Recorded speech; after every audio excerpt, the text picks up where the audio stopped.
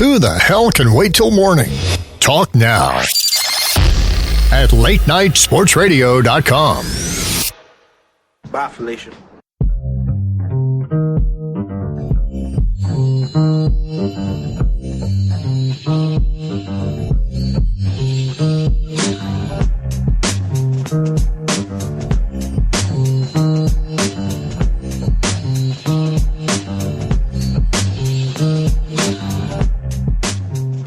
Back for another pretty aight edition of the Claire-vs-Carlson Show. I'm going to get that right one of these days.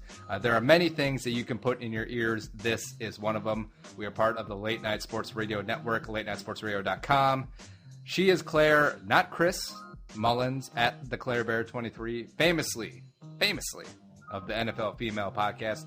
And I'm Andy Carlson at Purple for the Win, all spelled out. The Don Consigliere and overall enforcer over at purpleforthewin.com. All three. And we, super long intro, can be found at Claire versus Carlson on the Twitter machine and on our YouTube page. Please check that out, rate and subscribe, and call us nasty names in the comment section, because that's what comment sections are for. And we'll get a website one of these days once Andy stops being so lazy. But hi, Claire. Hey, Andy. How are you doing? I'm fantastic. A full minute of me just filibustering and spitballing before I even get to you, but that's fine. It's some of my favorite stuff on earth to listen to, though. You're a pretty good filibusterer. No, see, I could hear you in the background, like, scooting around and, like, taking off your pants because you ate, like, too much White Castle. Or, wait, no. Where are you right now? Are you in Charlotte? Yeah, I'm in Charlotte, North Carolina. Now, do they have White Castles or Crystals? I forget where that line of demarcation is. This is my first time in North Carolina, so I'm not exactly sure what they have here. I do hear they have something called a Bojangles, which makes divine chicken. Uh-huh. So, you know, I mean, chicken's good. I'll try some chicken. I'll try some chicken, y'all. Y'all want some sweet tea? Sweet tea? I heard that's pretty big. Sweet tea? Sweet tea. Yeah. Well, it's just in the South in general. Yeah, sweet tea. Well, no, is it like the South, Southeast, or is it big in Texas where you hail from, too? It's big in Texas, too. I suppose so. I thought Texas tea was oil, though. Well, now you're getting complicated because it's not. That's just a word for oil. I don't know why they call it that. I'm sure there's logic and reason behind it, but I've never really researched the logic or reason. So take your logic and reason elsewhere, Andy. This is no place for logic and reason. All right, so to already tangent off and drive the show into the ditch, you know what I really dislike, or it just kind of annoys me, where at the end of a local newscast, you'll have like the four anchors, like the two anchors, the sports guy, and the weather person just up there. And then they make like nervous, awkward banter to fill and vamp for like 45 seconds where it's like, oh, haha, oh, yes, the weather. Oh, it's a hot one. Oh, yes, you're going to go out to Valley Fair? Oh, I've never been. Ha, ha, ha. Oh, we'll see you at 10 p.m. Yeah. Well, and like when that chick today, the one that everyone tweeted her news story. Yes. When she totally bolted on that newscast, I guess, that she was a part of. And then the guys after were like, are we going to commercial? No, we're not going to commercial. Oh, we're going to no, we don't have anybody on site to talk. Okay. Because it's Alaska, so and that's the only channel they get up there. Oh my God. Can you imagine? And so she wanted to leave, I guess, to go grow weed. Yeah. And she had a fit because it's not legal in Alaska. I don't really know. Which is odd because I feel like pretty much anything is legal in Alaska because no one cares up there. Like, right. Like, I mean, you could marry a bear like Uncle Ben, or no, it wasn't Uncle Ben. That's the Rice guy. Gentle Ben? Was that the guy who hung out with the bear? Yeah, that's Rice. Yeah. I don't know. One of the two, but okay. You can pretty much have sex with a bear on the streets of Anchorage, and no one will blink an eye. They'll just be like, oh, this guy having sex with a bear. Carry on. Hey. Right. But they don't apparently like medicinal weed, and she took a great offense to that, and so she tripped, and home dude who was running the newscast was like, we're sorry for that. So now we'll turn to I don't know, Teresa on site. No, there's no Teresa. Nope, there's no commercial. Nope, there's no anything. Teresa's off having sex with the bear. Exactly. So that's what happens in Alaska, people, in case you didn't know. All right, so recovering off of that first tangent, we have a lot of good and random stuff today. We're going to try and keep it light, keep it fun, because that's what sports are supposed to be, even though there's been a lot of heavy topics lately in the sports world, especially the NFL. But first, Claire, you had some hashtag first world problems. Why don't you tell people about that? Oh, my gosh. Okay. Oh, my God. Traveling in America is a nightmare.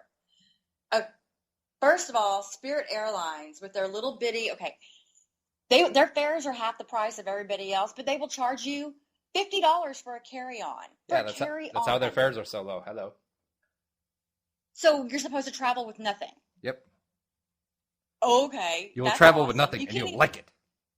You can't even get Wi-Fi. You can't buy a drink. You can't do anything. It's like you're in prison in the air. And then, Southwest Airlines, God bless them. I love them. I love them. I love them. They did take a moral stance on the NFL today that kind of bugged me. But overall, in terms of flying comfort, they're the best.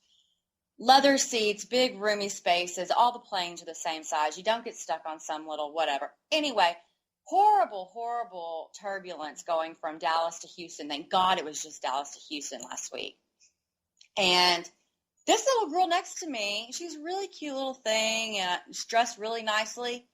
But we take about our 10th little drop of I don't know how many feet. And all of a sudden, she's just blowing chunks everywhere. And she's in the middle seat and I'm on the aisle. And of course, she turns her head my direction and there's spew all over me. Well, and she didn't want to vomit on her mama. Yeah, well, I got it.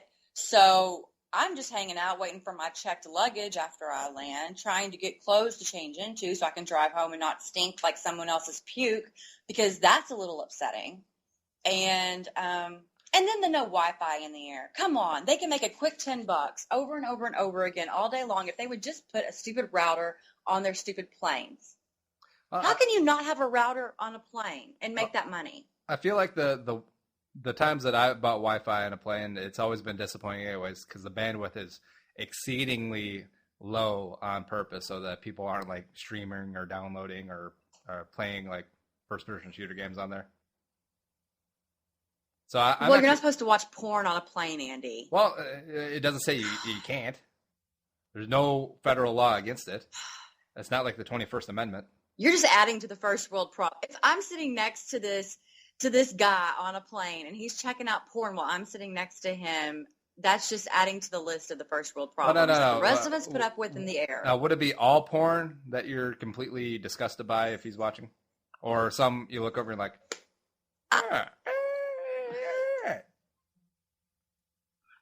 I do not want to see a guy sexually aroused right next to me when we're at 35,000. Well, no, who says he has to be sexually aroused? Maybe he's in it for the art. There is an art to it, Claire. To porn? Yeah. Oh. Probably. No one told me about the artistic aspect of the pornography. So, no, I'm not anti-porn. Porn's cool. I mean, I'm down with the porn. I just think there's a time and a place. And you need to keep it off the airplanes, Andy. You're screwing up everyone else's bandwidth. Podcast stenographer, mark down that Claire says porn is aight, or whatever phrase you used. Well, I mean, porn's cool. Whatever. Moving on from pornography to Roger Goodell, the very smooth segue. Goodell had his press conference on Friday. And it's gross. Like we mentioned off air, it seems weeks ago that Goodell had his press conference, mostly because it was buried on a Friday afternoon. We had the weekend full of college sports and NFL action. And plus, he didn't really say anything. And I know that a lot of people were up in arms. They were giving Goodell grief that he wasn't come out and talking. And when he did come out and talk, he was half an hour late. And when he talked, he said nothing. But I don't know about you, Claire. I didn't expect a whole lot from the press conference. I pretty much expected the whole stonewall political answers that we got. I did too, but I feel like he got very visibly flustered whenever he started taking questions. Made him squirm, especially. Baby. That was awesome because as we discussed offline, I was not the world's biggest Rachel Nichols fan. She's not very comfortable on camera to watch. She's just stiff and moves her hands weird, and she looks like Tony Romo with a wig on. But wait, are we talking about pornography still, or are you talking about Rachel Nichols? That is the grossest. What? Stiff, awkward Tony Romo with a wig on. All right. And then, after the Goodell segue, that's just too much. No. We're off the pornography now. No one else is indicative of something that's pornographic. There you go. Anyway, Rachel Nichols is a good reporter. She asks some darn good questions, and I'm very impressed with that aspect of her work. So it was a lot of fun just to watch Roger Goodell have really no clue how the appropriate answer should come out. That was pretty much the highlight of the whole thing for me, even though it was infuriating that a man making, what is it? 40 How million? much does he make again? 44 million? Okay, yeah.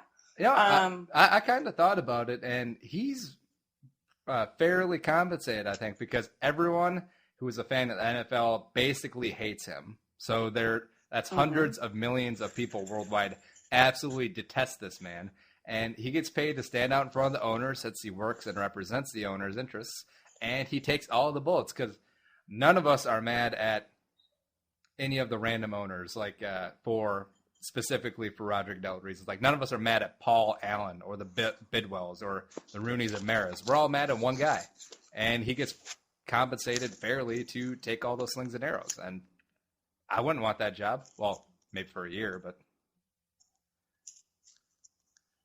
You do want that job. You were lobbying Twitter to get that job. NFL commissioner for 1 year, take everyone's crap, and then buy Barbados. Or I could buy Argentina or something. You can buy Barbados for another 44 country. mil. I don't know. Or maybe Argentina, because they're basically in default everywhere. Yeah, but back to Goodell. I thought the Howard Stern stuttering John interruption was it was well placed because he knew something like that was going to happen. I didn't. I didn't expect it at all. It was a surprise. Don't take me to the elevator. I don't want to go in the elevator. Oh, man. That was awful, but it was hilarious, too. That was really good. He's just watching him squirm, just about the video questions that were asked. The guy who asked about TMZ, or the guy from TMZ, we got the video. Oh, yeah. Did you see his face as soon as the guy said he was from TMZ? He's like, oh. Yeah. So it's a little bit upsetting that someone in that position wasn't prepared for every question that could possibly be asked, really. Because doesn't he have people? He has people, right? He's Roger freaking Goodell. Yeah, you got to think that Goodell had a ton of practice leading into this, like a ton of batting practice, fielding every single conceivable question. But Rachel Nichols still brought the heat like Clayton Kershaw. Yeah. I mean, like her first line out of her mouth. You've had pretty extreme unilateral power in deciding discipline. I mean, whoa. She goes on to say he'd gotten it wrong in a few cases, and that tends to happen when there's no checks and balances. How willing are you to give up some of that power? And do you think it would be the right thing to do? Huh. It's kind of a leading question. Good for you, Rachel Nichols. My favorite one was where she asked about the conflict of interest with the former FBI director who works for a law firm that has represented the NFL. And I love Goodell's answer. I'm paraphrasing here, but he's basically like, we work with a lot of law firms, and a lot of law firms have been involved in litigation suing the NFL. So we can't always play with groups that have not had any involvement with us. That's a great answer. Yeah. I mean, how far around the block can you go? I would have gave him a rim shot. Boom. Yeah. So I don't know. She was everywhere, and she was all over that press conference. He was looking like he wanted to hide in a hole. It was an interesting hour or so. And just one of my random pet peeves from the press conference as well was Peter Alexander from NBC News. He had the first question, just randomly. And instead of asking about, did you see the tape? When did you see the tape? Blah, blah, blah. What about the Ravens investigation? He asked to the effect of, Commissioner, what would happen if one of your daughters or your wife was involved in domestic violence or something like that, where it was just